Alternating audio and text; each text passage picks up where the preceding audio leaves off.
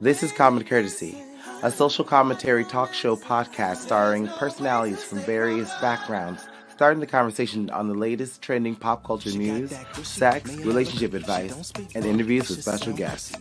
With your host, Sean Nicholas. They're obviously lying to Fox News, ABC News, CBS, but you're not lying to us. Angelique Young. I just want to see everybody catch a case because I don't think anybody would flip faster than a Fox News reporter. Ivan Alexander. You gotta be a special kind of stupid to think he was misleading.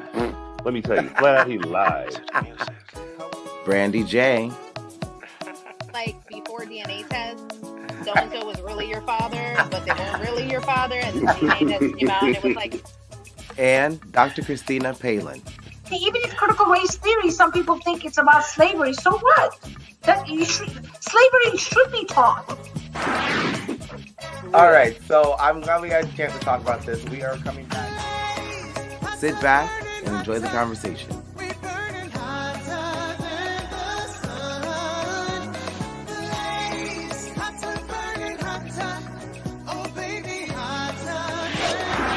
Hello, everyone, and welcome to Common Courtesy. I'm your host and moderator, Sean Nicholas. And with me, I have a good friend of mine because there's a lot of things going on in the world. We have Peter Walhberg with us. How are you, Peter? I am better than Ukraine, which is not saying much. But I'm good otherwise. How about you?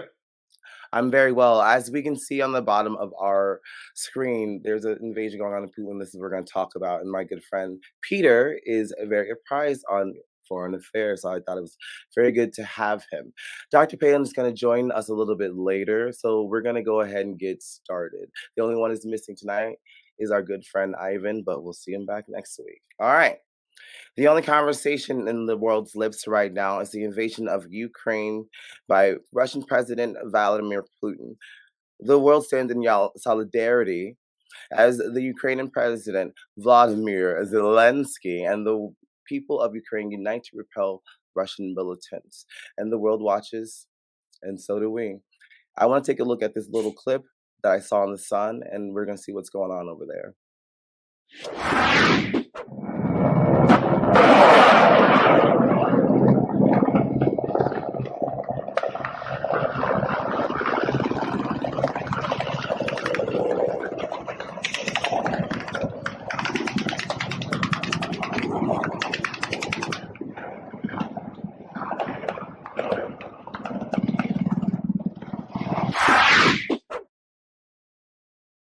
All right, that's a little bit of what we're seeing. That's what's going on in Ukraine right now.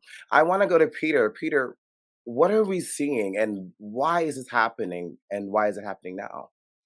Yeah, well, why is it happening? I think that goes all the way back to Vladimir Putin's villain origin story. This cat, he was in the KGB in the Cold War and got abandoned in East Germany, basically behind the lines as the Soviet Union collapsed. And he was essentially trapped there trying to save the troops under his command as a KGB colonel and burning documents and totally abandoned as Russia was just, in his opinion, as the Soviet Union was just kind of given away to nationalist movements, given away to Eastern Europe, and then ultimately given away to NATO, which is the thing he's really come to fear the most. And Vladimir Putin's entire history since then, as I see it, has just been about not only trying to reestablish Russia, but to destabilize NATO, to destabilize the West, and destabilize the United States too. And that's really why he's doing this. When people ask the question, why Ukraine? What is it about Ukraine that is meaningful about this? Is it resources? Is it land? Is it oil? The scariest answer is, I think, the one that's most truthful. It's about nothing. It's the Seinfeld invasion. The reason he's picking on the Ukraine is because he can, and to show that no one can stop it. That's why he's doing it. Okay, absolutely. Angelique, I'm gonna go to you. So we've seen a lot, How are you feeling and what's your take? I definitely agree. I think that this is it's almost as if it's incited by like a moment in time where he felt like he saw an opportunity, and so he's seizing it. And he knows that no one is gonna really jump to the defense of Ukraine because it's Ukraine. It's not China, it's not England, it's not even Ireland really, right? So who is going to come to the defense of Ukraine? And at first I was super super worried. I have a lot of friends, especially here in Florida and back in Pennsylvania, who their families came here from Ukraine to get away from the madness that ensues there, because this is not something that's like brand spanking new. There's always been little turf war rivalries throughout the years. But what is crazy about this is he really did this on a mission to prove a point and kind of, position himself as a person of power, only to kind of get shut down by the little guy. It's kind of very like, I hate to laugh about it, but it's kind of very much like the old school commercial of the person trying to do the air basketball with the paper, and the black basketball player comes and goes, "Not in my house." Like, Oh my Ukraine is gosh. literally holding it down so well. And if they keep this up, they could really, really keep themselves in a position to keep what his main goal is a bended knee. It's very Game of Thrones. I feel like he's going around trying to get people to bend the knee and join the cause, and like submit to him.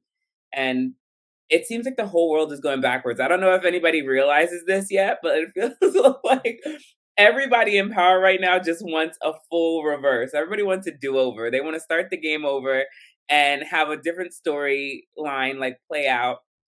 It feels like they're like kind of erasing certain parts of history and trying Hmm. to create new history. So I think personally for me, I was very terrified and scared, but I'm actually very proud of Ukraine. I hope that they can hold out. I hope that they can really continue to show them that they won't just be taken. There is one story I did want to mention about how all of the people of Ukraine have actually banded together. They're literally, those who are not hidden in a subway right now are literally picking up arms, women, elderly, anyone who's of age. We've had several MMA fighters from the US fly home to be with their country and fight for their country, and to show support. And that is something I don't think I've ever seen or heard of in history.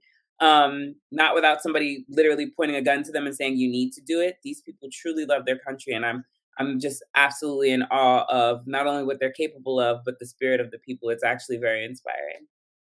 Absolutely. Okay, thank you for joining us, Dr. Palin.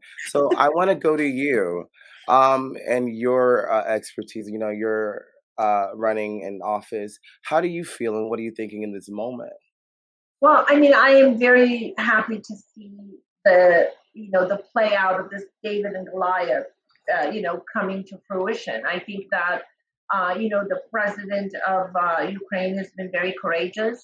And my frustration really is that, United States and the, remaining, European nations are not doing more. I don't understand why we send troops on the ground to Afghanistan and we can't send troops on the ground to Ukraine. I mean, it just does not make sense to me because this seems like a very, very clear, crimes against humanity. It's war crimes, really.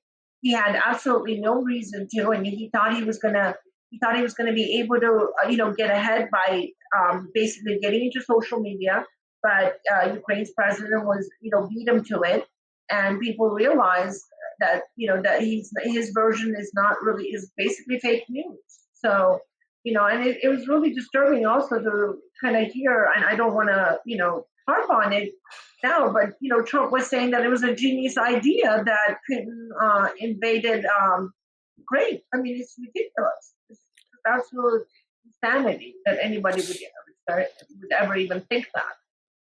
And I found that absolutely despicable for a president saying, he's a patriot, but literally, I mean, he's committing atrocities over there, and Vladimir Putin is not a fan of America. But you pose an interesting question, and I think I saw Peter raise your hand.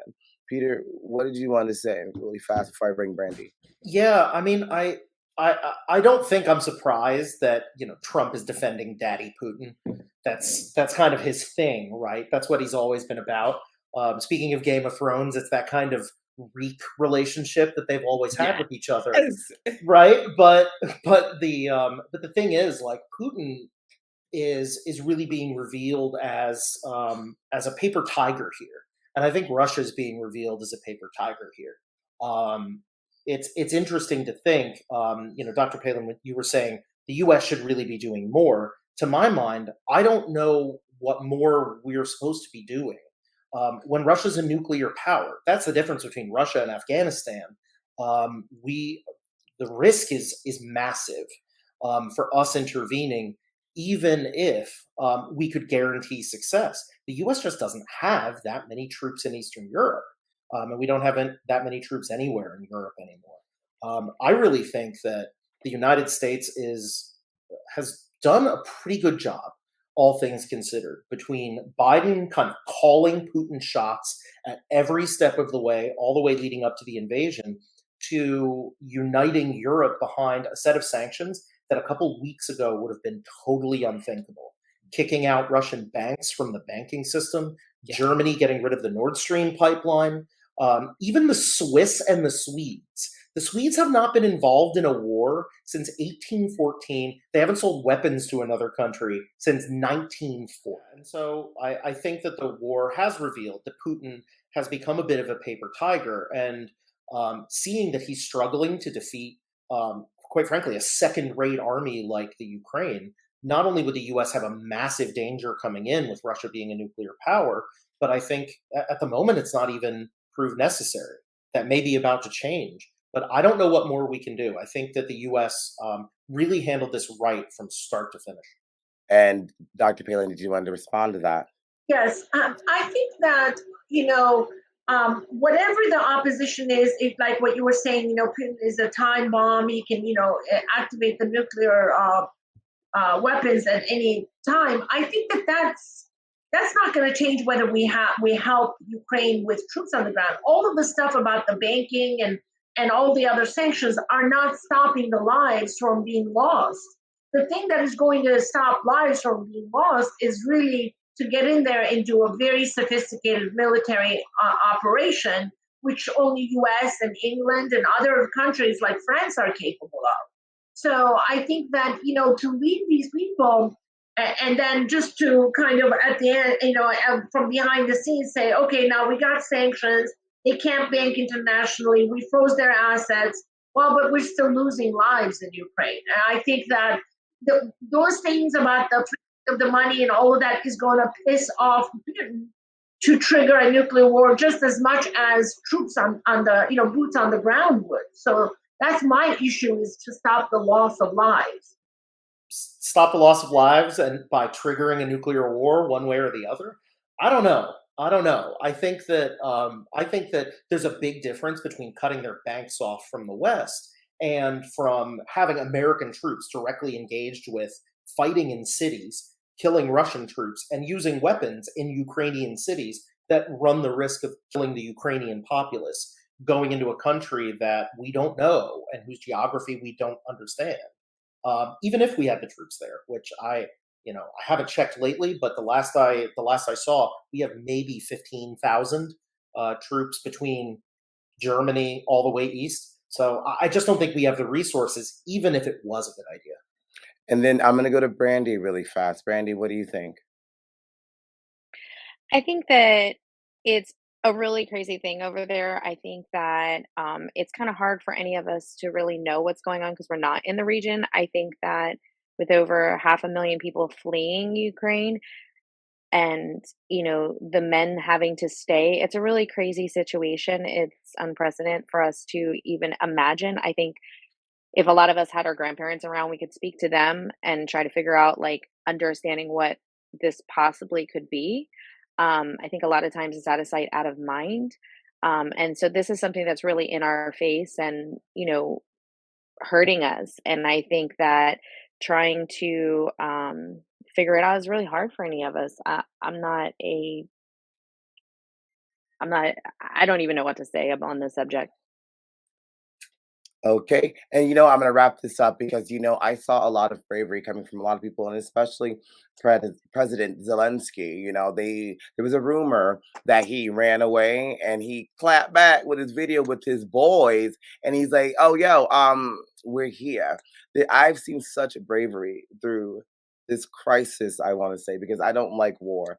We don't need that in our country. And I agree with Peter. If there's a nuclear crisis and a war happens, that's it. We don't have to worry about what's going on with social issues. We can just talk about that, because once that radiation gets into our, ozone layer, it's just going to make things worse. So we stand in solidarity with you, Ukraine, and we will be right back. We're going to our next topic.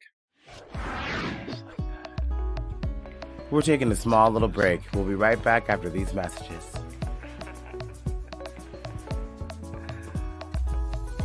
Follow our podcast page, Comic Jersey TV, here on Facebook and YouTube for more conversations on love, sex, relationships, and commentary on the latest trending news.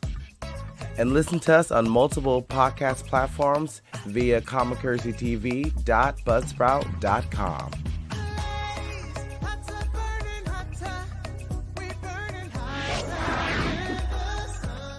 Okay, guys. I just to change the subject for a little bit, because I've been asked this question a lot, and I just kind of want to get the panel's point of view. So here's the question: is it okay for significant others to like or follow other attractive singles on social media?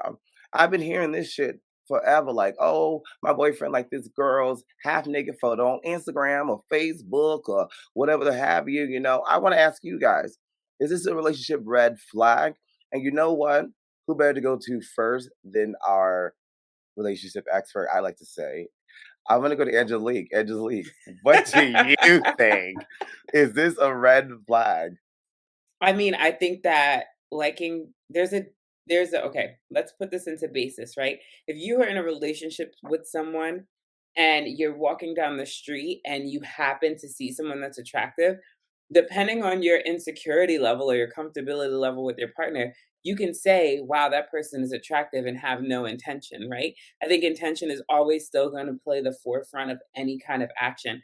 I scroll on TikTok, Twitter, Instagram, Facebook, whatever, and I like a lot of pictures. I follow Charlie Puth because I'm obsessed. I follow a bunch of other actors and things like that, and I like their pictures all the time. If I date somebody and they get mad at me for liking a picture, that's crazy. But if I'm like thirst hunting someone, if John B down the street is posting pictures of him gardening and I'm thirst trapping, I'm just clicking like on all his shit, that might cause me to feel a little insecure, or cause my partner to feel insecure. I'm sorry. But at the end of the day, it comes to your comfortability and what you're like. There's a difference between liking pictures. That brings up the whole idea of the can of worms of like porn. If you get mad at someone liking a picture, do you get mad at them for watching porn? Or mad at them for looking at other source materials? Because that's another person they find attractive in some way, shape, or form. But does the celebrityism make them unattainable to you in your mind, so that makes it okay? We have to really talk about that. And at the end of the day, it bears down to two places: communication and insecurity level. How much you're willing to put up with or willing to take. I hear a lot of things about women can't wear this or that. They can't post these or that picture. And in my head, I'm thinking that person is just controlling your audience because they're insecure about who might come and take you, who might come and see you, who might come and like you, or say the right things when they're not, And that's just my opinion of it. As somebody who's been in relationships with other people, I tend to, because everybody's been in a relationship, whatever. No, I've been on both sides of that. I've been on the side of that where I didn't see myself as an object of affection, but they were. And Right. they would be like, do you care? And I'm like, no, I don't care. You're coming home with me. I don't care if this guy flirts with you at the bar. I don't care if you're scrolling on his picture and you show it to me. I don't care if we watch the Calvin Klein ads because, they're all half naked. It's no big deal to me. I don't care because I have you. That's Right. my security in myself and what I bring to the table. And if you want to go party off of that, that's on you. You want to give me up, that's fine. I was like, knowing your worth is everything in a situation like that or in any relationship. So bringing that to the table is super key. Okay, and then speaking of porn, I'm gonna go to Dr. Palin. Dr. Palin, what do you think? So I agree with Angelique. I just feel like, if you make the relationship where you cannot even look and you cannot even appreciate other attractive people, I just feel like, that also says something about your relationship. You know what I'm saying? It's just, Right. Exactly. I think, if you are you should be secure in your relationship. If I look at a man and I appreciate how he looks, I mean, my man should be proud of that because I have appreciation for beauty, for someone, who keeps up their body. I mean, my boyfriend is very, very fit, Mm. and I like to look, like I'm always like, oh my god, like I'm comparing, like I'm like he's still better, mine is still better, when I see other people. So I mean, in that context, but I would just hate the fact, I hate to be like, and yet, he's very, just in the right temperature, possessive, protective, all of those things, he doesn't, but he him appreciating another, beautiful woman is not something that is going to get me riled up. I think that, that's just too much. It's like you don't have fun in a relationship when you cannot even, when you have to pretend like you lose your appreciation for beauty. Absolutely. And I gotta clean up that first when I went to you because like we had a topic talk about porn and I thought you were gonna say something like this because you're like, oh, if he's watching porn, like fuck that. So Um uh Peter, I'm gonna ask you, Peter, what do you think? Yeah, I mean, as a sexy St. Pete single, I've constantly got those spotty men all over my DMs. And it is, it's a burden. It's a burden that I think we all have to bear in our own way. And I do that. But really, I think my experience in life, certainly for myself, has been that jealousy begets jealousy. yeah, Hello. Yeah, if you start that off, if you start down that road, you will never stop because there will always be something that prompts that self doubt. Because whenever I felt that way, it's because I've had doubt in myself. I think you all put it perfectly. It's a matter of self love that really's got to come first. Ooh, I'm feeling this self-love. Everybody, I Hmm. agree with you guys because it actually comes down to this. Because I always tell the person I bartend, so people like ask me advice. I'm like, Oprah, bitch, like here I come. But but You've got a book club, and you better not plagiarize. okay, Right. bitch. Keep coming. So no, I always say talk to your partner, and if it's getting to a point where you're not reaching anywhere, then try another avenue. Like if it's like couples counseling. If you really like that person, you love that person, you want to be with him. I mean, well, for me, be with him. Then you do everything. Like hey, couples counseling. Because I used to get jealous, right? Oh my god, I'm not even gonna go into that. I used to get jealous, but then I'm like, wait, hold on. I saw the mirror and I was like, look at that ass, girl. Okay, I'm good. So as long as you love yourself, and have a conversation with him, but even if that, I'll say this, even if you have the conversation and you still feel uncomfortable and it bothers you, I say this, you have to make a decision then. Are you going to live your life like this, forever?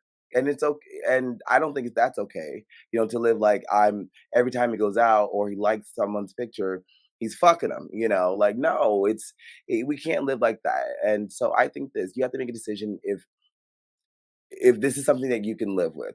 I think the greatest relationship advice I've heard out there was like you have to pick some things of two things. Put it in groups of something that you can live with and something you can't live without. Right? I can't live without this. I can't live without me. I'm not gonna go there because I'm nasty. I can't live without certain things. Can't live without certain things, but I can live with some things, like, oh, let's say he's a smoker. Like right now, I don't drink.